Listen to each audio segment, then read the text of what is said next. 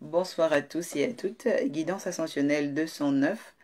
Je rends grâce au Seigneur qui nous permet de nous réunir ce soir pour quelque chose de très important. Donc, merci de faire large diffusion dans les groupes de l'Arche de la Nouvelle Alliance. Voilà, également sur le groupe Messenger et WhatsApp. Nous bénissons le Seigneur pour la grâce, car il est présent parmi nous. Et nous savons qu'il va encore nous faire du bien. Amen. Le Seigneur va faire du bien à quelqu'un. Le Seigneur va bénir une personne. Que le Seigneur vous bénisse, Rebecca. Je parle ce soir d'un thème important concernant le parcours initiatique de ceux qui ont la destinée prophétique. Le parcours initiatique de ceux qui ont la destinée prophétique. Donc, sans plus tarder, nous allons, lorsque vous êtes connectés, merci de vous manifester au nom de Jésus. Nous allons prier, recommander au Seigneur ce temps, parce que je sais qu'il va faire un très très grand bien à une personne ce soir. Éternel Dieu, Père très saint, merci pour ta présence, merci pour ta lumière. Dans cette guidance 209e, de ceux qui écoutent, qui entendent, qui vont écouter en différé, merci de déployer maintenant les miracles au travers de la compréhension, car la foi vient de ce qu'on entend, et ce qu'on entend vient de la parole de Christ. Père, merci pour ta présence et tes miracles qui vont accompagner cet enseignement au nom de Jésus. Bénédiction.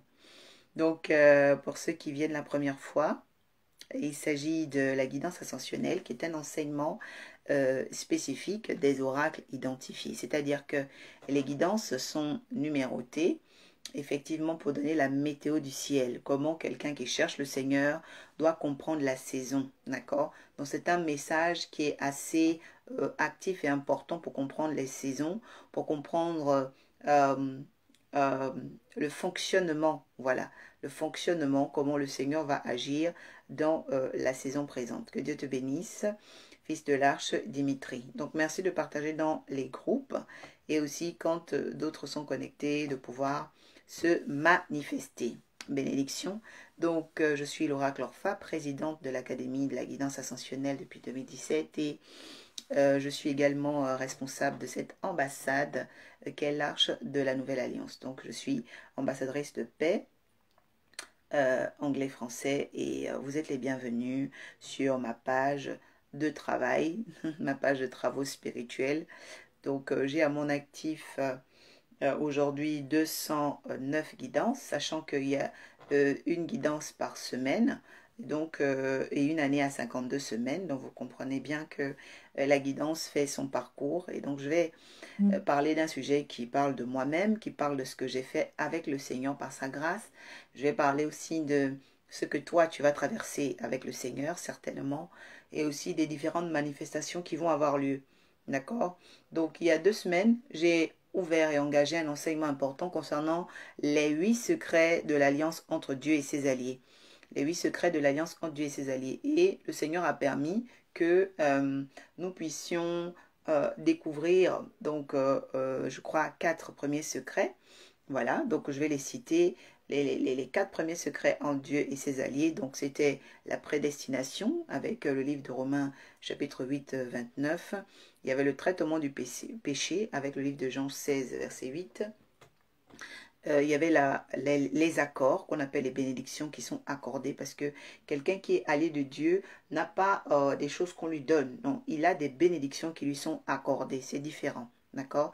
Il y a une différence entre le don que Dieu te fait et l'accord parce que entre lui et toi, il y a une relation. D'accord? Donc, il y a une différence entre des bénédictions accordées et des bénédictions données. C'est différent. Donc, la 4e dimension de ces secrets-là qui existent en Dieu et ses alliés, c'était la couverture spirituelle. La couverture spirituelle.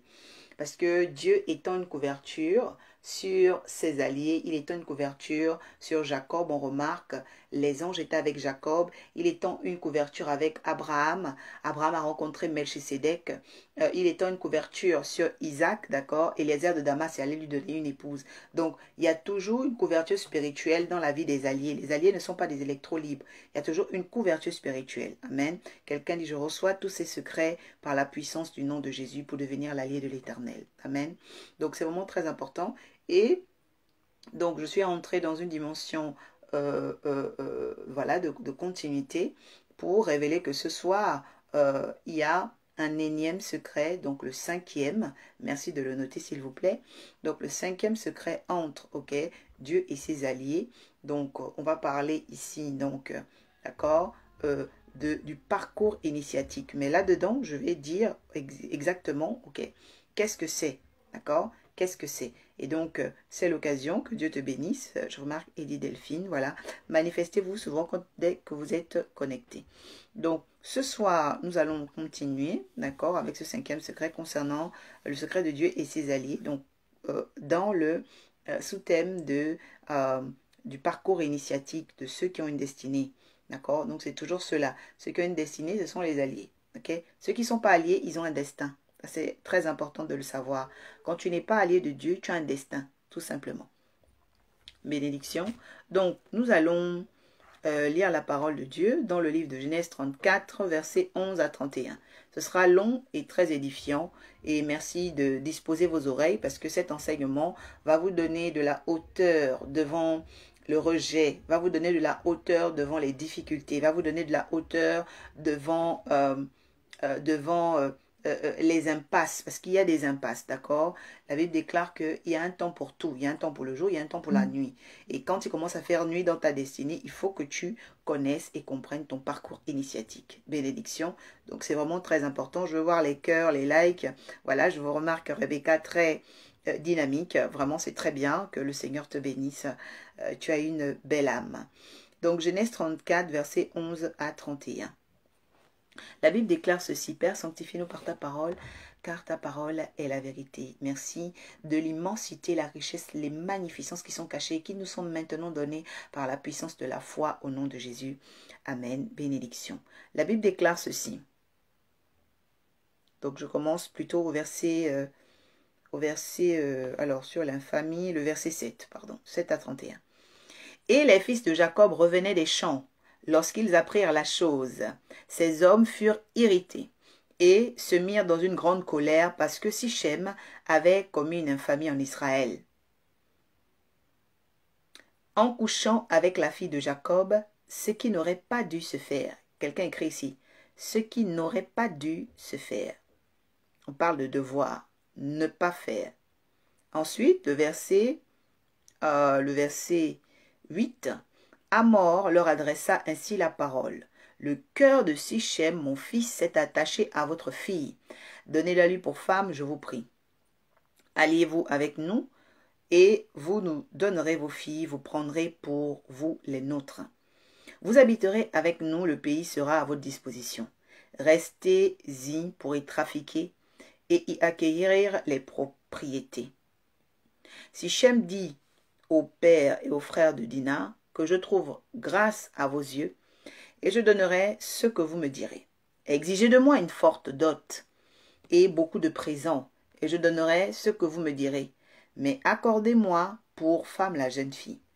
Les fils de Jacob répondirent et parlèrent avec ruse à Sichem et Hamor, son père, parce que Sichem avait déshonoré Dina, leur sœur. Je voudrais que quelqu'un souligne ce terme.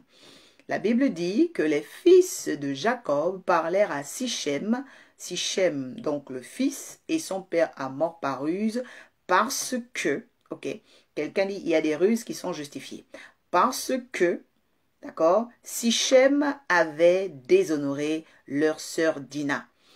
On parle ici de Genèse 34, verset 13. Ils leur dirent, c'est une chose que nous ne pouvons pas faire, que de donner notre sœur à un homme incirconcis, car c'est un opprobre pour nous. Nous ne consentirons à notre désir qu'à la condition que vous deveniez comme nous, c'est-à-dire convertis. Quelqu'un dit, le temps est venu de comprendre l'importance de la conversion. comme nous, afin que vous soyez circoncis. Nous vous donnerons alors nos filles, vous prendrez pour nous les vôtres, et nous habiterons avec vous, nous formerons un seul peuple. Mais si vous ne voulez pas nous écouter et vous faire circoncire, nous prendrons notre fille et nous irons, et nous en irons. Leurs paroles eurent l'assentiment de Hamor et Sichem, fils de Hamor. Le jeune homme ne tarda pas à faire la chose, car il aimait la fille de Jacob. Il était considéré de tous dans la maison de son père. Hamor et Sichem, son fils, se rendirent à la porte de leur ville. Et ils parlèrent aux gens de leur ville. Ces hommes sont paisibles à notre égard, qu'ils restent dans le pays et qu'ils y trafiquent. Le pays est assez vaste pour eux. Nous prendrons pour femmes leurs filles et nous leur donnerons nos filles. Mais ces hommes ne consentiront à habiter avec nous pour former un seul peuple, qu'à la condition que tout mâle parmi nous soit circoncis, comme ils en sont eux-mêmes. Leurs troupeaux, leurs biens, leurs bétails ne seront-ils pas à nous? Acceptons donc cette condition pour qu'ils restent avec nous. Et tous ceux qui étaient venus à la porte de la ville écoutèrent Hamor et Sichem, son fils. Tous les mâles se firent circoncire, tous ceux qui étaient venus à la porte de la ville. Le troisième jour, pendant qu'ils étaient souffrants, les deux fils de Jacob, Simon et Lévi, Siméon et Lévi, la Bible dit au verset 25, frères de Dina, qui est leur Benjamin, prirent leur épée. Ils tombèrent sur la ville qui se croyait en sécurité et y tuèrent tous les mâles. Ils passèrent au fil de l'épée Hamor et Sichem, son fils. Ils enlevèrent Dina de la maison de Sichem et sortirent. Les fils de Jacob se jetèrent sur les morts et pillèrent la ville parce qu'on avait déshonoré leur sœur. Ils prirent leurs troupeaux, leurs bœufs, leurs ânes, ceux qui étaient dans la ville et ceux qui étaient dans les champs. Ils emmenèrent comme butin toutes leurs richesses, leurs enfants, leurs femmes, tout ce qui se trouvait dans les maisons. Alors Jacob dit à Siméon et à Lévi, « Mais vous me troublez en me rendant odieux aux habitants de ce pays. Aux Cananéens, aux Phérésiens, je n'ai qu'un petit nombre d'hommes, et ils se rassembleront contre moi, me frapperont, et je serai détruit, moi et ma maison. » Siméon et Lévi répondirent, « Traitera-t-on notre sœur comme une prostituée? » Je veux qu'une personne écrive ici, « La prostitution est une infamie dans la présence de l'Éternel. » La Bible dit que Siméon et Lévi vont répondre de quelque chose de très important. Ils disent à leur père Jacob, « Traitera-t-on comme une prostituée notre sœur? » Amen. Ce soir, je parle du parcours initiatique des personnes qui ont la destinée. Et vraiment, je voudrais que chacun puisse avoir cette humilité de cœur, cette capacité à comprendre les Saintes Écritures, parce que là, il s'agit de choses assez précieuses et qui vont aussi nous aider à avoir un meilleur jugement sur les situations. La Bible dit que Sichem a fait une infamie sur Dina. C'est-à-dire que ce jeune homme-là a eu des rapports sexuels avec cette jeune fille. Et la Bible dit que quand ils ont eu des rapports sexuels, son cœur s'attacha quand même à cette fille. D'accord? Mais la Bible dit au verset 7 que les fils de Jacob revenaient des champs.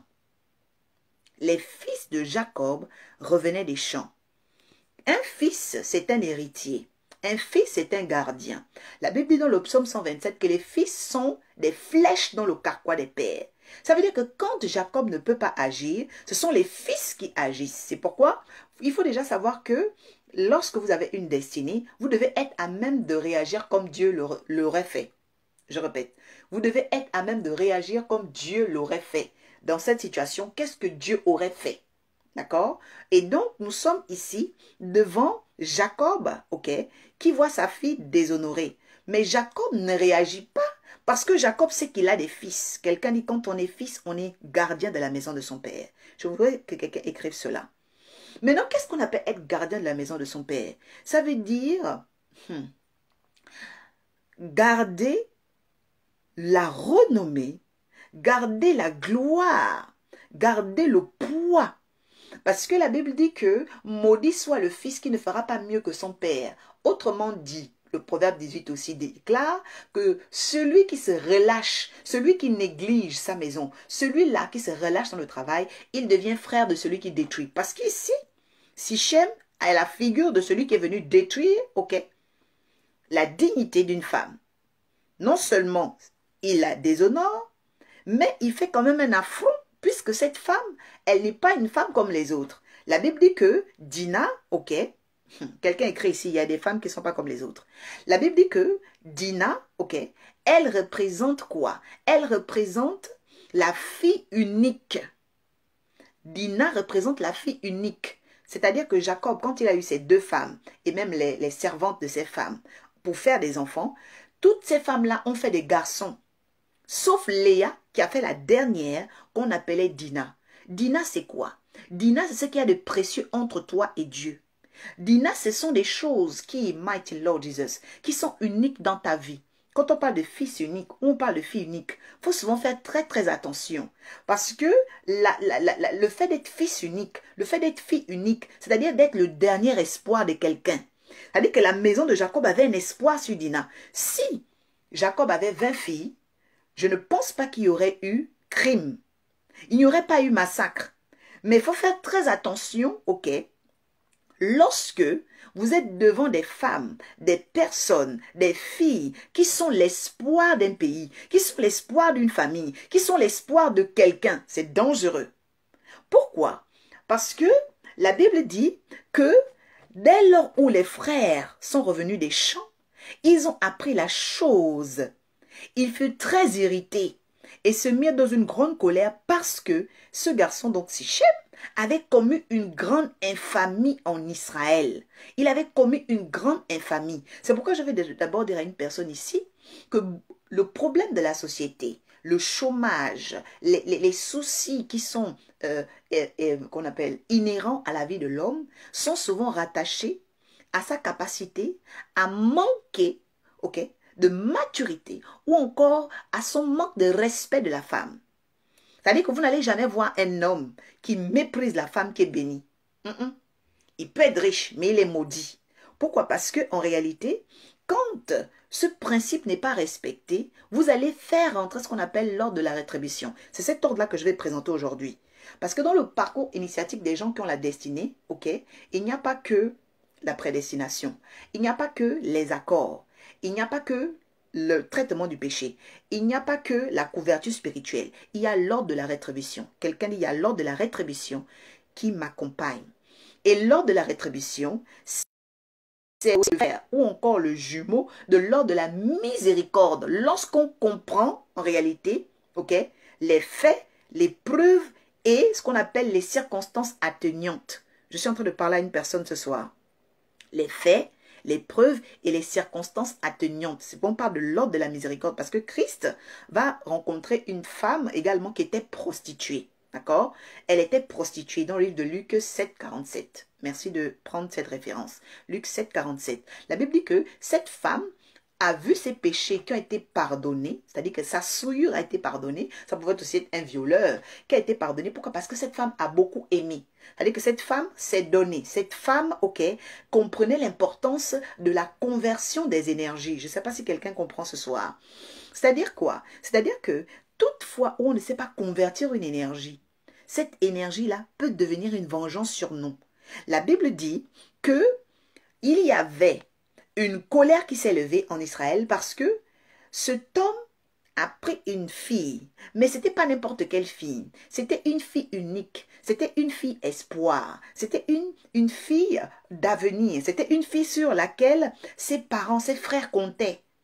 Il faut faire très très attention au type de fille ou de femme. Parce que derrière certaines filles, derrière certaines femmes, il y a l'espoir de beaucoup de personnes. Il y a la garantie de beaucoup de personnes. Donc, ce sont des destinées, que vous le vouliez ou pas, qui ont des ordres cachés. C'est-à-dire que ce sont des destinées qui marchent avec l'ordre de la rétribution ou l'ordre de la miséricorde. C'est-à-dire quoi? Cet ordre-là est dirigé par, ok, des puissances. Parce que Simon et Lévi, qui sont ses frères, ce sont eux qui ont, ok, manifesté lors de la rétribution dans l'histoire de Dina. La Bible dit que Hamor adresse alors la parole à Jacob en disant, nous allons épouser votre fille. Donc il commence à vouloir faire un accord et tout ça. Mais le problème c'est quoi? C'est qu'avant de venir faire l'accord, le père aurait dû faire quelque chose. Le père devait d'abord demander le pardon. Je veux insister là-dessus. Parce que quand Sichem vient, lui il vient en tant que roi, plutôt prince, parce que c'est lui le fils. Hamor vient en tant que roi, Et dans ce royaume-là, où le père et le fils donc avaient une coutume de faire ce qu'on appelle des rapts. J'ai parlé de ça la semaine dernière. Il y a donc le mariage normal, le mariage coutumier, mais il y a le mariage qui est le rapt. C'est-à-dire que tes parents ne connaissent pas cet homme-là, tu as pris tes affaires, tu es parti, il t'a enlevé, tu vis là-bas. On appelle ça du rapt, Et ce rapt-là, est quelque chose qui, comment on appelle, qui est souvent poursuivi, beaucoup de gens ne le savent pas, le rapt est souvent poursuivi et sanctionné spirituellement.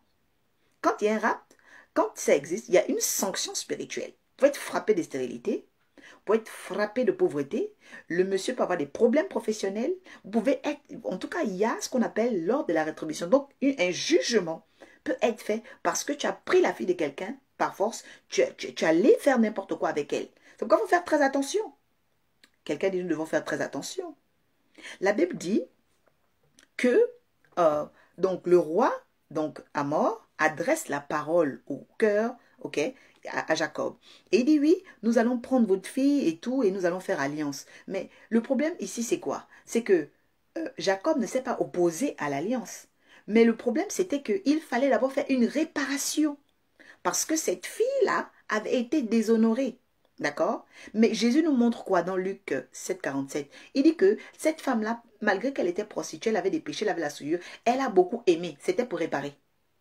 Je parle de la conversion des énergies ce soir. Et comme l'énergie de ce roi-là n'était pas convertie, l'énergie de ce roi-là n'avait pas pu faire d'abord une réparation, ils sont venus comme ça, dans leur grande pompe, avec leur orgueil, pour dire, oui, bon, ben, comme il a déjà pris la femme, vraiment, donnez-nous simplement la femme. Non, ça ne se passe pas comme ça. Quelqu'un écrit, ça ne se passe pas comme ça. Eh oui, ça ne se passe pas comme ça. Pourquoi? Parce que derrière, même si la fille part, parce que Dina était déjà partie, le verset dit ici que 11, lisez le verset 11. Sichem dit au père, au frère de Dina, que je trouve grâce aux yeux, à vos yeux. Je donnerai tout ce que vous me direz. Exigez de moi une dot forte, Vous voyez? Donc la prétention. Ça, c'est la prétention. C'est-à-dire que je vais donner de l'argent, je vais faire ci, je vais faire ça, alors que tu sais très bien que tu as déjà déshonoré une fille. Donc, oui, c'est vrai, tu viens faire une dot, mais attention. Fais d'abord une réparation. Demande d'abord pardon. Mais vous voyez ici que beaucoup de personnes meurent à cause de l'orgueil. La Bible dit quoi? La Bible dit que, à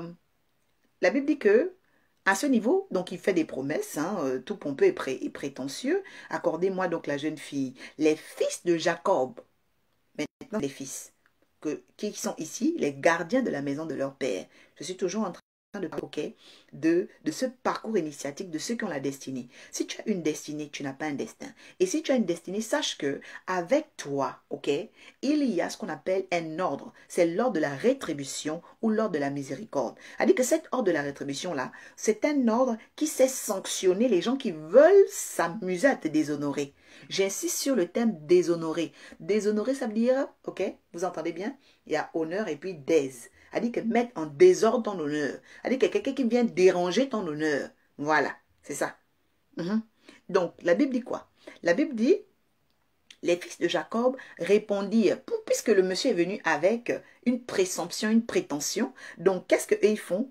À mesure double, ils vont répondre avec ruse. Verset 13. Sichem et Hamor, donc ils répondent, les fils de Jacob répondirent à Sichem et Hamor avec ruse, car Sichem avait déshonoré Dina, leur sœur. Et qui est qui? La sœur unique. Il leur dit cette chose, nous ne pouvons pas faire que donner notre sœur. Écoutez, nous ne pouvons pas faire que donner notre sœur à un incirconcis, car ce serait un opprobre pour nous. Deuxième dimension, hormis le fait de manquer de pardon, deuxième chose, d'agir par présomption, dans leur nature, c'était des incirconcis. Et l'incirconcision, ok, devant l'alliance de l'Éternel, parce que j'ai parlé du traitement du péché, est un signe de souillure. Comprenez? C'est-à-dire que non seulement ils ont déshonoré la dernière fille de Dina, mais ils l'ont déshonoré en étant incirconcis. C'est-à-dire qu'ils l'ont déshonoré avec la souillure. Donc, ils se retrouvent là comment? Avec ce qu'on appelle une double peine. Ou encore, double chef d'accusation. Vous voyez un peu? C'est-à-dire quoi? Tu as déjà pris la fille d'autrui, tu l'as déshonorée, ok? Mais tu la déshonores, toi, tu sais que tu es incirconcis. C'est-à-dire quoi? C'est-à-dire que tu sais que tu n'es pas né de nouveau. Tu sais que tu n'as pas encore la lumière. Tu sais que tu n'as même pas son niveau. Parce que faut savoir qu'un incirconcis, ok, c'est une personne qui n'a pas ton niveau. Voilà. C'est ce qu'on appelle un incirconcis. C'est-à-dire qu'une personne qui n'a pas ton alliance. C'est ce qu'on appelle un incirconcis. Un incirconcis, c'est une personne, ok, par exemple, parce que Jacob était un patriarche, il était comme un roi. Donc, c'est anormal, ok, que lui qui a l'alliance avec Dieu, sa fille unique se fasse non seulement déshonorer, mais aussi, ok, sali, parce que c'est une souillure, par un homme qui était incirconcis. Un homme qui n'avait même pas l'alliance du Dieu d'Abraham sur lui. Vous comprenez? Et donc, ce fait-là, ok, donc j'ai parlé premièrement du manque de pardon, deuxièmement de la prétention, et troisièmement de l'incirconcision. Je voudrais que quelqu'un note là, cela ici. Ce sont les trois chefs d'accusation qui pesaient sur le royaume d'Amor et Sichem, donc le prince et son père, le roi. Maintenant, qu'est-ce qui se passe? La Bible dit que, verset 14, donc, voilà, ils ne peuvent pas donner à un circoncis. Verset 15, nous consentirons à notre désir qu'à la condition que vous deveniez comme nous. Nous vous donnerons alors nos filles et nous prendrons les vôtres. Nous habiterons ensemble et nous formerons un peuple. Ok? Ça, c'était maintenant la condition. C'est-à-dire que, ok, d'accord, mais vous devez renoncer à votre souillure. Le problème, c'est quoi?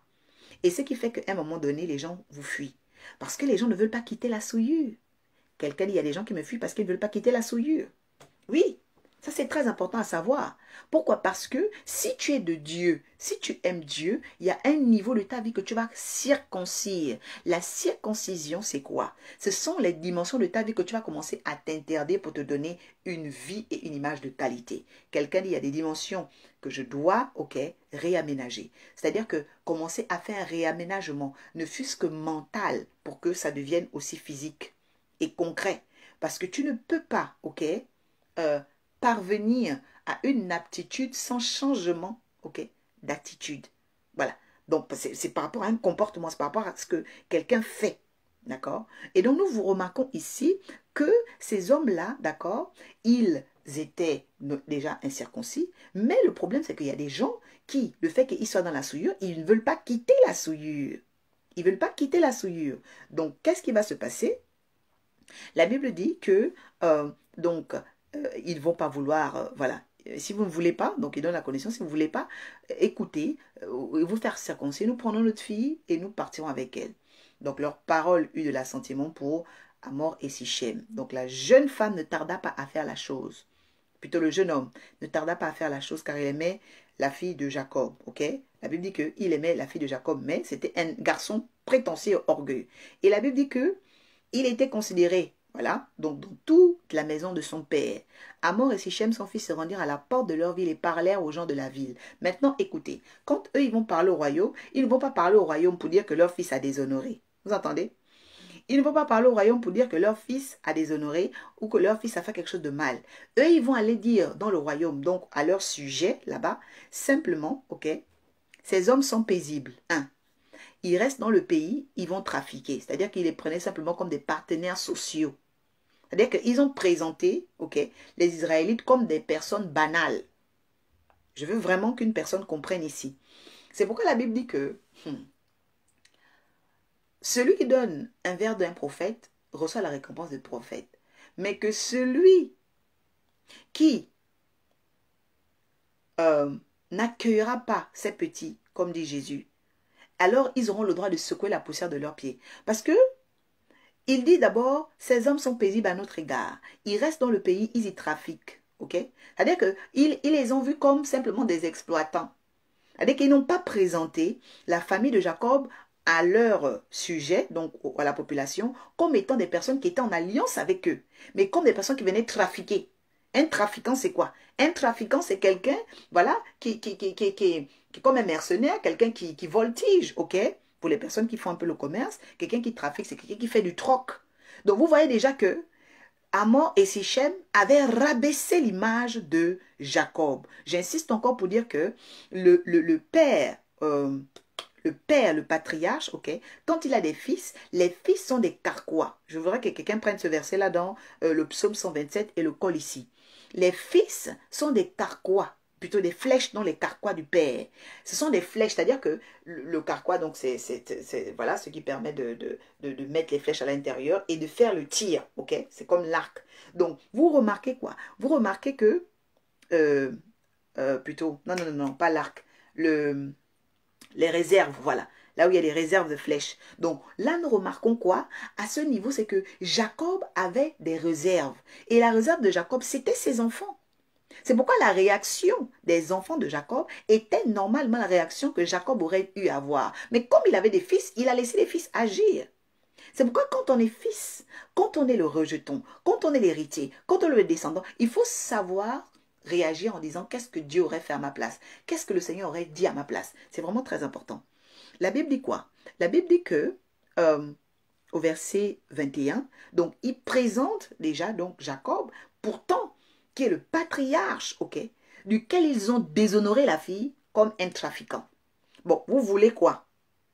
Vous voulez quoi? Parce que même Jésus, quand il est venu, les gens disent qu'il était quoi? On a dit oui, c'était un petit, comment ils appelaient?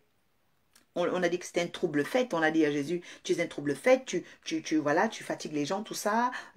Voilà, un petit rabbi du quartier. Les gens voulaient rabaisser Jésus. À tel point que même les frères de Jésus ont voulu le rabaisser. Vous remarquez? Et c'est pourquoi vous avez remarqué qu'il y a des gens qui ont des problèmes, qui sont maudites et maudits parce qu'ils ne savent pas honorer la présence de Dieu. C'est ça. Pourquoi? Parce que la prétention, l'incirconcision, ok, et le déshonneur, en plus du père de Dina, mais a été lamentable. Vous ne pouvez pas venir prendre la fille de quelqu'un et puis le rabaisser devant votre population. Maintenant, qu'est-ce qui s'est passé? Eh bien, si la population remarque que Jacob est un trafiquant, est-ce que la population peut respecter Jacob? Est-ce que la population peut considérer les fils de Jacob et même la femme que Sichem a déshonorée? Jamais. Vous comprenez? Donc, pour comprendre déjà que quand une base, ok, a été déshonorante, s'il n'y a pas de réparation avant, eh bien, il y aura des infamies et il y aura ce qu'on appelle une rétribution. C'est pourquoi la Bible déclare ne touchez pas, mais moins. Toucher, ça veut dire quoi? Toucher, ça veut dire manipuler. Toucher, ça veut dire déshonorer. Ne faites pas de mal à mes prophètes, c'est très important. Maintenant, écoutez ce qu'ils vont continuer, parce que je suis en train de présenter, ok, en même temps, donc le parcours initiatique de Jacob, comment quand il est rentré dans une ville, on a déjà déshonoré sa fille, mais on a aussi déshonoré son image, ok. Et qu'est-ce qui va se passer? La Bible dit que ces hommes, voilà, il continue à les présenter, les Israélites, donc Jacob, ces hommes ne consentiront pas à habiter avec nous pour former un seul peuple, qu'à la condition, ok, que tout mâle parmi nous se circoncis. Voilà, leurs troupeaux, leurs biens, tout leur bétail, voilà. Donc là, il parle maintenant de l'intérêt. Ok, il parle du troupeau, il parle du bétail. Donc, vous voyez que les motivations, et là, je vais vraiment parler à nous tous. Vous savez, on peut faire des choses dans la présence de Dieu, mais il faut faire attention à nos motivations. Parce que les motivations de Sichem et son père, pardon, les motivations de Sichem et son père n'étaient pas bonnes, elles n'étaient pas saintes. Elles n'étaient pas saintes. Premièrement, ils ont méprisé Jacob. Deuxièmement, ils avaient simplement intérêt sur leurs biens, parce que Jacob avait déjà beaucoup de biens. Les anges l'avaient enrichi. Donc, qu'est-ce qu'il va dire? Leurs troupeaux, leurs biens, leurs bétail ne seront-ils pas à nous? Donc, on remarque que ces enfants-là de Sichem, le royaume d'Hamor, c'était des personnes qui étaient avides et cupides. Ok? Donc, ils étaient tous venus à la porte de la ville, écoutaient Hamor et Sichem, son fils. Tous les mâles furent circoncis. Ok? Donc, leur circoncision était-elle pour le respect du Dieu d'Abraham, de Jacob et d'Isaac? Non. C'était pas pour ça. C'était simplement, ok, pour avoir leur bien. C'était pour rentrer en intérêt. C'était pour avoir le troupeau. C'est pourquoi vous avez des personnes, c'est quand vous leur offrez des choses qui sont gentilles. C'est quand vous leur offrez des sacs qui sont gentils. C'est quand vous leur offrez des téléphones qui sont gentils. Mais hormis cet intérêt-là, ils disparaissent, ils ne sont pas là. Ce n'est pas des vraies personnes. Et c'est pourquoi dans la vie, il faut apprendre, ok, à savoir ce qu'on appelle vos alliés de cœur. Parce qu'un allié de cœur n'est pas un allié, ok, hypocrite. Un allié de cœur, c'est un allié qui est là parce qu'il honore d'abord ton Dieu. La Bible commence par un chapitre important, Genèse 1, verset 1. Au commencement, Dieu. Donc, au commencement d'une relation, au commencement d'une rencontre, si ce n'est pas Dieu qui est en tête, tu ne seras pas honoré. Je répète, si au commencement d'une relation. Parce que quand Dina a rencontré Sichem, si Sichem avait la crainte de Dieu, il devait mettre Dieu en avant et il devait honorer cette fille avant de la déshonorer. D'accord? Il devait chercher ses parents. Donc, il y a eu quoi? Il y a eu infamie. Et maintenant, écoutez, la Bible dit, leurs troupeaux, leurs biens, tout leur bétail ne seront-ils pas à nous? Acceptons seulement leurs conditions pour qu'ils restent avec nous. Donc là, c'est leur appât, ce qui les attire. Tous étaient venus à la porte écouter Hamor et se firent circoncire. Le troisième jour, pendant qu'ils étaient souffrants, écoutez maintenant, pendant qu'ils étaient souffrants, les deux fils de Jacob, Simeon et Lévi, frères de Dina, prirent leur épée, tombèrent sur la ville en sécurité. D'accord? Ils tombèrent sur la ville en sécurité. Ils tuèrent tous les mâles. Parce que ce sont les mâles, donc les hommes, qui donnent la semence aux femmes pour donner des enfants. Donc si on tue les mâles, ben, les femmes ne pourront plus enfanter des personnes autochtones et originaires de ce lieu. Donc ils ont détruit les mâles. Pourquoi? Parce que c'était un mâle, ok, qui avait déshonoré leur sœur. Je voudrais parler ici de l'ordre de la rétribution. Il faut savoir que dans l'ordre de la rétribution, ce que le méchant prend lui est arraché au centuple. Ce que le méchant fait lui est rendu au centuple. C'est pourquoi il faut avoir la conscience de l'ordre de la rétribution quand vous avez une destinée. Parce que ce sont des parcours. Il arrive dans une ville, il ne sait pas trop, voilà, et puis sa fille sort, on la déshonore. Ce sont des parcours. Il y a des parcours dans ta vie où il y a des gens qui vont apparaître pour essayer de te déshonorer, pour essayer de te rabaisser, pour essayer de te déshériter. Mais sache quelle alliance tu as. Sache quelle alliance tu as. Des personnes vont se lever pour commencer à te combattre n'importe comment. Si tu es de Dieu, tu dois savoir que tu as l'ordre de la rétribution. Et c'est cet ordre-là que je suis venu te faire connaître parce que c'est le cinquième secret entre Dieu et ses alliés. C'est l'ordre de la rétribution ou l'ordre de la miséricorde. Parce que si tu ne sais pas en fait quels sont les ordres qui t'accompagnent, ben, tu vas penser que en fait, voilà, c'est toi qui subis. Non. Il y a des gens qui peuvent devenir fous à cause de toi. Il y a des gens qui peuvent perdre leur mari, leur femme à cause de toi. Pourquoi? Parce qu'ils ont touché à une personne qui est un allié de Dieu. Ils ont touché à une personne qui ne devait pas toucher, tout simplement. Parce que Dina était une fille intouchable. Elle était l'unique. Elle était l'espoir de la maison de Jacob. Donc, on ne peut pas venir faire une infamie sur Dina sans qu'il y ait des représailles. La Bible dit que au milieu de ce désordre-là, ils sont venus détruire tous les mâles de la ville. Est-ce que vous avez vu que Dina a parlé à ses frères? Est-ce que vous avez vu que Jacob a parlé à ses frères? Non. Est-ce qu'il y avait l'ordre de la rétribution? Et donc, qu'est-ce qui va se passer? Ils passèrent au fil de l'épée, donc Hamor et Sichem également, donc le roi et son fils, a dit que tout le royaume a été massacré. Tout le royaume a été massacré. Entre parenthèses aussi pour dire à une personne, parfois dans ta famille, il y a trop de décès, vous mourrez n'importe comment, il y a trop de morts. Mais pose-toi la question, qu'est-ce que vous avez fait? Qu'est-ce que vous avez fait? Parce que si quelqu'un ne vient pas faire des réparations, toi-même tu vas t'étonner de voir des décès dans ta vie. Parce que les décès ne sont pas que physiques. Tu peux voir une mort financière, une mort spirituelle, une mort relationnelle, tu ne sais pas. Non, à un moment donné, quand il y a trop de morts, il faut savoir qu'est-ce qui a été fait. Parce que là, on parle quand même de tout un royaume. C'est-à-dire que le fils, quand il est parti déshonorer cette fille, il n'a pas parlé à son père, il n'a pas parlé à son royaume, mais on leur a demandé d'obéir, mais ce sont eux qui ont subi. Pour dire aussi à une personne que parfois, deux personnes, plutôt une seule personne peut faire une erreur, et puis tout le pays est maudit. Il faut être conscient de cela. Parce que derrière, lors de la rétribution, il y a des personnes, quand vous les touchez, ben, tout le pays rentre dans la malédiction. C'est très très dangereux. C'est vraiment très très dangereux. Surtout quand on parle, ok, des origines différentes. Il faut faire attention. Parce que les peuples de mêmes origines ont leur manière de fonctionner.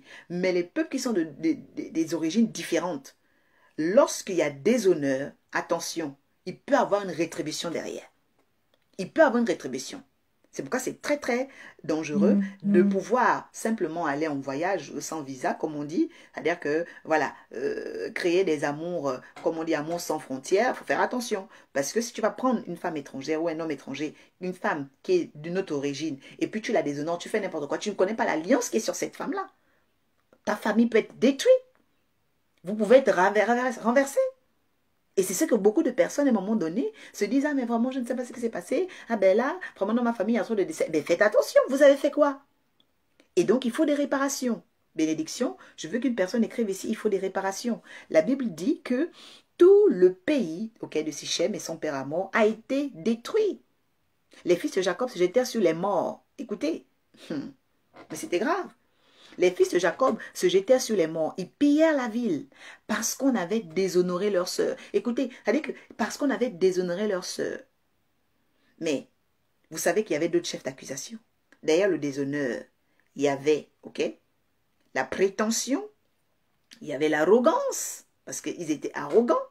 Et puis il y avait la tromperie, parce qu'ils ont présenté au peuple autre chose, alors qu'il y avait des intérêts cachés. D'accord?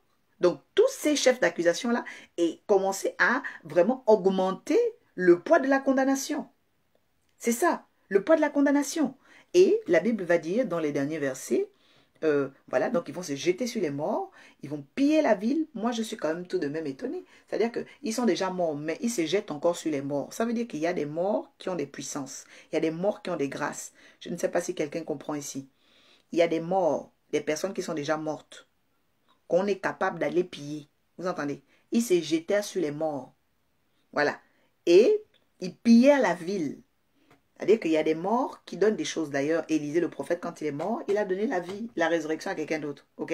Donc, il y a des villes qui ont des morts, qui sont là pour garder la ville. D'ailleurs, il y a des mariages qui sont gardés par les esprits de mort. Voilà. Il y a des gens, des familles qui ont des esprits de mort. Et donc, eux, leur pouvoir dans ce royaume-là, écoutez bien, ce royaume-là était un royaume nécromant. C'était un royaume de nécromancie. Et parce que justement, c'était quelque chose qu'eux, ils cachaient, parce qu'il faut faire attention au dessous de table. Il y a des gens qui résistent, il y a des gens qui font des choses, mais parce que quelque part, il y a des dessous. Et le dessous, justement, de ce royaume-là, c'était les morts. C'est-à-dire qu'il y avait des esprits de mort. Voilà. Maintenant, ils vont piller la ville parce qu'on avait déshonoré leur sort. Ils prirent donc les troupeaux, les bœufs, les ânes et tout. Ils emmenèrent le butin, les richesses, les enfants. Et Jacob parle à Lévi en disant, mais vous me troublez, tout ce qui se passe est odieux, je n'ai qu'un petit nombre. C'est-à-dire que Jacob, à un moment donné, a peur parce qu'il se rend compte que lors de la rétribution a rasé. Je dis à une personne, quand lors de la rétribution va commencer sur tes ennemis, toi-même tu auras pitié d'eux. Oui, vous savez, il y a des dimensions où quand Dieu va commencer à frapper les gens qui ont déshonoré ta vie, qui ont déshonoré ton étoile, qui sont venus faire de la tromperie, qui ont fait des choses étranges avec arrogance en plus, et tromperie, méchanceté, laisse-moi te dire que toi-même tu auras pitié d'eux. Il y aura des dimensions comme ça. Pourquoi? Parce que Jacob avait déjà pitié, il se disait, mon Dieu, peut-être qu'il y aurait eu une sanction, mais il n'imaginait pas. Pour dire à une personne que lors de la rétribution de l'Éternel, c'est une chose qu'on n'imagine jamais, dont la proportion est imaginable. Tu peux écrire ça. La proportion dans la rétribution qu'on appelle la vengeance de l'Éternel, c'est une proportion qui est souvent inimaginable parce que, en fait, tu as même pitié. On arrive à ce niveau où tu as pitié même de l'ennemi parce que tu te dis, mon Dieu, mais comment il est en train d'être frappé? Ben oui, c'est ce qui va arriver. Parce que quand un aura commence à parler, Dieu est en train d'identifier les corps, les villes, les pays, les nations où tu as été déshonoré parce que le Seigneur va frapper. Oui. La Bible dit quoi? La Bible dit que ils rassembleront contre toi, ils me frapperont et ils me détruiront moi et ma maison. Maintenant, voilà la réponse de Lévi et Siméon. Ils parlent maintenant du traitement. Ils disent à leur père, traitera-t-on notre sœur unique, comme une prostituée? Ils posent la question. Pourquoi? Parce qu'aucun père ne peut accepter qu'on traite sa fille comme une prostituée. Qui a fait ça? Satan. Il a détruit le monde. Qui a été envoyé? Jésus. Parce que le monde, l'église était déjà comme une prostituée. Jésus vient. Et quand Jésus vient, il dit quoi? Il dit qu'il vient avec un nouvel ordre. Non seulement l'ordre de la rétribution, mais aussi l'ordre de la miséricorde. Quelqu'un dit, il y a l'ordre de la miséricorde qui accompagne le Christ. Maintenant, nous allons parler de cet ordre de la miséricorde. Ok? qui s'accompagne de la conversion. L'ordre de la miséricorde qui s'accompagne, ok, de la bonté. Donc Luc 7 et Luc 19. Donc Luc 19, la Bible déclare: Jésus étant entré dans Jéricho, traversa la ville et voici un homme riche appelé Zachée, chef des publicains, cherchait à voir Jésus. Mais il ne pouvait pas. Il était qui? Chef des publicains, ok? Écoutez déjà bien. Il ne pouvait pas parvenir à cause de la foule. La foule, l'esprit de la foule, l'esprit du monde peut faire barrière. Et puis écoutez, la Bible dit qu'il était de petite taille. Je dis à une personne que souvent l'esprit du monde nous diminue. Vous allez remarquer ça. Dans ta vie, quand tu commences à trop aimer le monde, tu diminues, tu deviens petit. C'était le cas de Zachée. Premier chef d'accusation, il était publicain. Deuxième chef d'accusation, il y avait l'esprit du monde sur lui, la foule. Troisième chose, c'est que la foule le rendait petit. L'esprit du monde le diminuait. Je prie maintenant que l'esprit du monde soit chassé de ta vie, soit chassé de ma vie, soit chassé de nos vies ce soir au nom de Jésus, afin que nous commencions à croître, pousser et grandir dans la connaissance de Dieu. Quelqu'un peut écrire ici: je reçois au nom de Jésus, au nom de Jésus. Bénédiction. Il courut en avant et monta sur un sycomore, qui est un arbre, pour le voir, parce qu'il devait passer par là. Jésus fut arrivé à cet endroit, il leva les yeux et dit: hâte-toi de descendre, car il faut que je demeure aujourd'hui dans ta maison. Zachée se hâta de descendre et le reçut avec joie. Voyant cela, tous murmuraient, dont l'esprit du monde, ok, peut t'attaquer parce que tu veux déjà suivre Jésus. Il y a des gens comme ça, tu commences à avoir honte, tu as des humiliations parce que tu suis Jésus. Non, continue, ne t'inquiète pas. Donc les gens murmuraient. Il est allé loger un homme pécheur, chez un homme pécheur. Mais Zachée se tenant devant le Seigneur lui dit: voici Seigneur, je donne aux pauvres la moitié de mes biens. C'est pourquoi je parle ici de la conversion des énergies. Je voudrais que quelqu'un écrive ici. Le royaume de Hamor et Sichem ont manqué de faire une chose importante, c'était la conversion des énergies. Parce qu'avant d'aller épouser la pauvre fille que vous avez déshonorée, vous devez convertir l'énergie par le pardon. La Bible dit que cet homme-là, il a su que Jésus était là. Donc maintenant que Jésus était là, c'était l'ordre soit de la rétribution, soit lors de la miséricorde. Mais la miséricorde le touche pourquoi? Parce que cet homme-là a donné la moitié de ses biens. Mighty Lord. La miséricorde le touche parce que cet homme a donné la moitié de ses biens. Je vous dis déjà une chose importante. Quand le diable veut te détruire, il fait en sorte que tu ne donnes pas à Dieu. Il fait en sorte que tu méprises ce que tu donnes à Dieu. Il fait en sorte que tu méprises les finances dans le Seigneur. Il fait en sorte même que dans tes finances, tu ne puisses pas être un bon gestionnaire, c'est-à-dire avoir un cahier des dépenses, même inutiles, même si c'est un stylo, même si c'est un yaourt. Un cahier de dépenses, c'est très important. Mais quand tu te rends compte que tu comptes seulement sur, permettez la répétition, tu ne regardes qu'à ton relevé bancaire, mais tu seras esclave de la technologie. Mais si tu commences à noter dans un cahier, cette semaine, tu as peut-être dépensé 50 euros. En fait, tu es en train de devenir un bon ouvrier du Seigneur. Tu deviens un bon gestionnaire parce que tu es conscient que les richesses que tu as ne t'appartiennent pas. Tu es gestionnaire de ça. Quelqu'un dit: mes richesses ne m'appartiennent pas. Elles sont de Dieu et j'en suis le gestionnaire. Si tu commences à considérer ça, tu vas mieux avancer. Mais si tu dis: c'est pour moi, c'est pour moi, c'est pour moi, ben en fait, à trop s'accaparer, on n'en fait rien. À trop s'accaparer, on n'en fait rien. Donc, c'est très important de prendre les richesses comme si tu en étais le gestionnaire ou la gestionnaire, parce que tu seras plus méticuleux. Étant donné que ce n'est pas à toi, tu seras méticuleux. Mais si tu dis: c'est à moi, ben tu vas simplement dépenser, dépenser. Et tu vas te rendre compte que finalement, tu vis dans ce qu'on appelle, ok,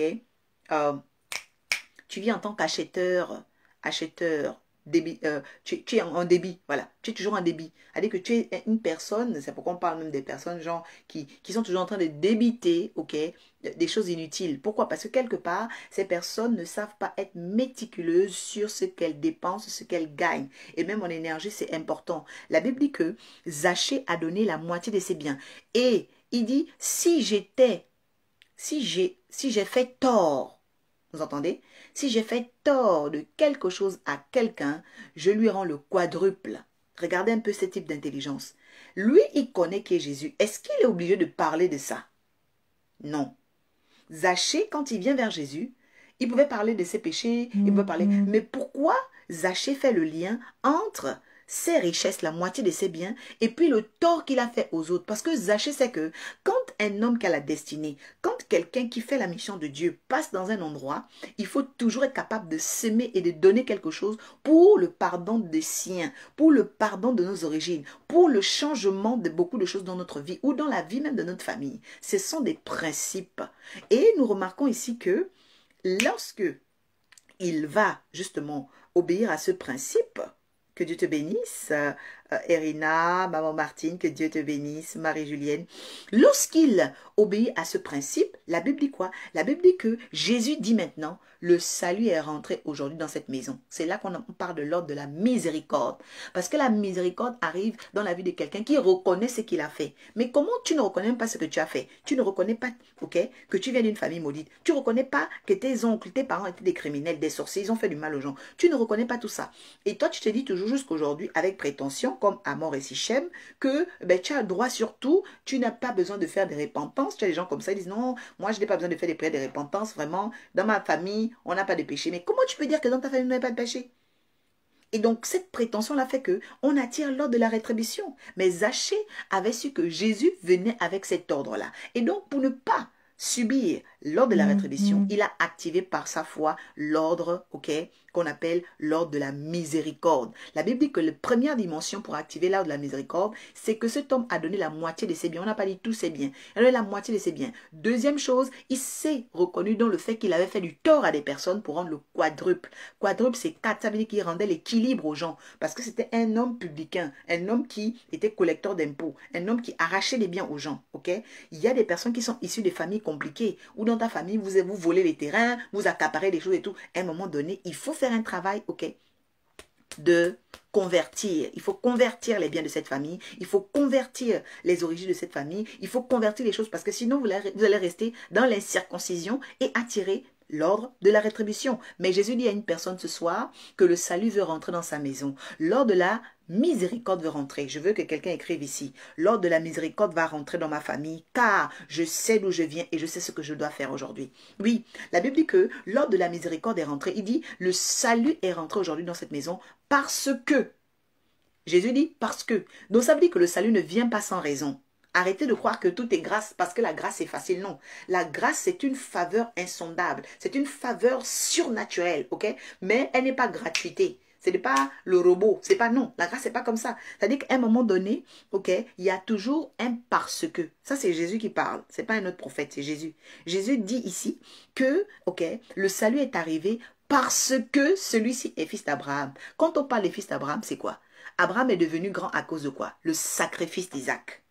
Et donc, il est en train de dire que cet homme-là, il devient un fils dans les carquois d'Abraham, père de la foi, parce qu'il a fait un sacrifice, moitié de ses biens, et rendre le quadruple, rendre l'équilibre à ceux à qui il avait fait tort. Quelqu'un dit, je bénis le Seigneur pour cet enseignement ce soir, qui me fait du bien au nom de Jésus. Vraiment, partagez-le parce qu'il va équiper des familles, il va équiper beaucoup de personnes. C'est quelque chose qui m'a pris du temps de réaliser cela, de vraiment étudier parce que c'est quelque chose qui est assez important. Nous ne pouvons pas être égoïstes et de penser que le monde ne nous appartient que nous. Non. Déjà, Sichem a mal fait parce que quand il allait déshonorer Dina, il pensait qu'il était simplement voilà, le prince. Alors que non. Derrière lui, il y avait un peuple. Derrière lui, il y avait une famille. Mais vous voyez que son acte qui a été fait par manque de maturité a détruit sa famille, a détruit son pays et il a fait disparaître toute une nation.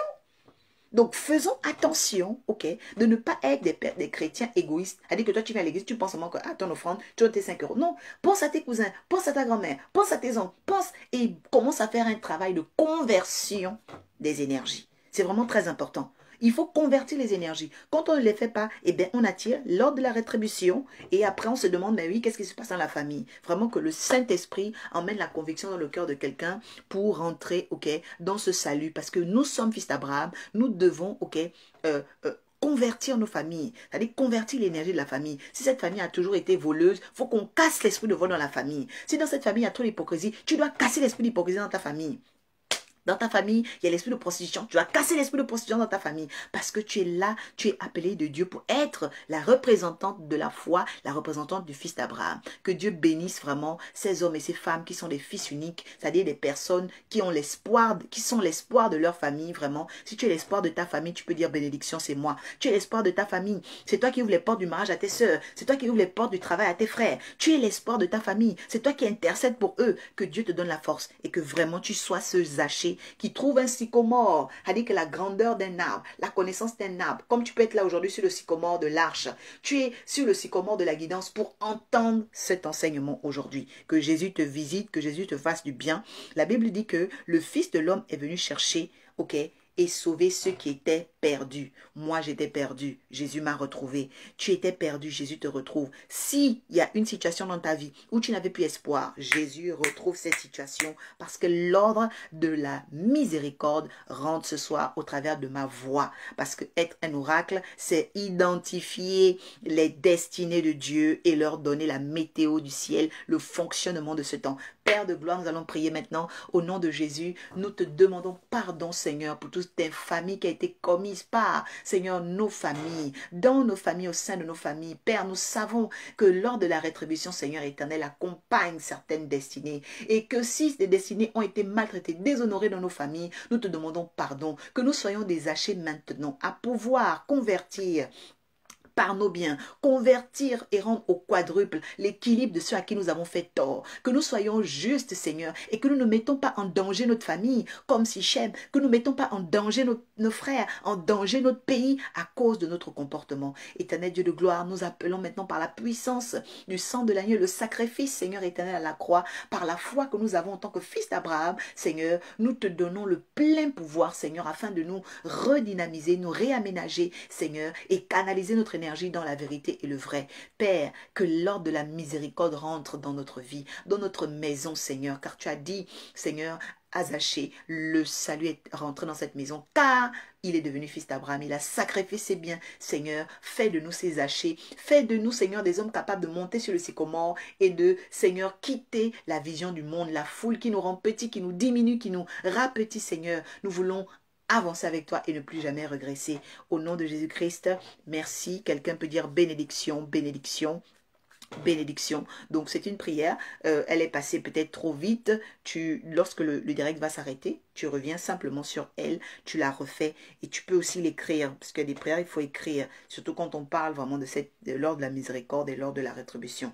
Donc c'était le 5e secret entre Dieu et ses alliés. Je reviendrai la semaine prochaine concernant le 6e secret, ok, entre Dieu et ses alliés, il en restera 2. Donc on a encore 3 semaines concernant le secret, ok, les 8 secrets de l'alliance entre Dieu et ses alliés. Merci à tous d'être là. Je vois Martine et Possi Garnier, que Dieu te bénisse. Jessica, Méviane, Calvera, partagez à nos frères, à nos sœurs. Nous allons faire du bien et rendre responsable nos frères, rendre responsable l'Église, parce qu'une Église, ok, est une colonne de vérité. Et donc c'est d'abord dans l'Église, vous savez, dans les Saintes Écritures, Irina, que Dieu te bénisse, que dans l'Église que nous avons les figures de proue. Prions aussi pour les hommes de Dieu, les femmes de Dieu. Priez aussi pour moi. Prions vraiment les uns pour les autres, parce que je vous dis, dans la fin des temps, ok, il y aura beaucoup de choses et des ruines soudaines vont arriver. Pourquoi? Parce que les gens méprisent, ok, ces fondamentaux que vous avez la grâce de connaître aujourd'hui. Faites-en bonne, ok, usage, à bon escient, et vraiment que vos oreilles reçoivent la foi, le miracle qui accompagne cet enseignement, avec vraiment les grâces, que les gens soient délivrés, que les gens voient des portes ouvertes, parce que désormais elles savent l'importance de convertir les choses, l'importance de changer l'histoire. C'est vraiment très important. Et vous allez remarquer que toutefois où il y a un fils unique ou une fille unique, dans les Saintes Écritures, le royaume des cieux se déplace. Donc, soyons capables vraiment d'être des personnes sur qui Dieu peut compter, sur qui les personnes qui souffrent peuvent compter, soit une solution. La semaine prochaine, invite une personne dans la guidance, soit aussi une solution pour quelqu'un. Partage cette vidéo à une personne. C'est vraiment important. Si tu es une fille d'espoir, un homme d'espoir, une femme d'espoir, je t'invite à partager cette vidéo. Voilà. Donc, pour tous ceux et celles qui veulent envoyer des offrandes, des semences, n'hésitez pas à m'écrire en inbox. Vous voulez aussi partager à des instants Zoom avec nous. Donc les conférences, c'est le mercredi, vendredi. Merci de l'écrire ici pour ceux qui sont dans l'Arche de la Nouvelle Alliance. Mercredi, vendredi à 21h, vous êtes les bienvenus. Ce sera vraiment puissant. Donc vendredi, ben, c'est demain, donc dans quelques heures, demain soir. Donc vous voulez participer à ces conférences, venez. Il y a la médecine oraculaire le mercredi pour les songes et il y a les classes de connaissances et de prière pour le vendredi qu'on appelle le portail de prise de pouvoir. Dimanche, nous avons un gâteau à souffler pour l'Arche de la Nouvelle Alliance, parce que la guidance, elle est là depuis 2017, mais l'Arche depuis 1 an. Et voilà, donc c'est magnifique parce qu'à 1 an, ben, un bébé, il marche. Donc les choses sont en train de marcher, les choses fonctionnent, que Dieu vous bénisse. Donc dimanche, voilà, vous êtes les bienvenus aussi pour être connectés à 14 h. Mais je vous invite déjà demain à partir de 21 h. Bénédiction. Rebecca, c'est 21 h demain. Voilà. 21 h demain, tu es la bienvenue. Tu veux participer, tu m'écris simplement en inbox. Voilà, tu es une très belle âme, première en plus qui t'est connectée. Ravie de faire ta connaissance. Voilà, David, que Dieu te bénisse. Voilà, Irina, merci à tous. Et vraiment, c'était l'oracle Orpha, président de l'Académie de la guidance ascensionnelle et gestionnaire de cette arche, qui est l'arche de la Nouvelle Alliance, qui est une ambassade de paix et de sécurité en Jésus-Christ. Tout l'honneur à notre Dieu et que votre foi croisse et jaillisse des flammes de feu. À bientôt. Bonne soirée. Merci.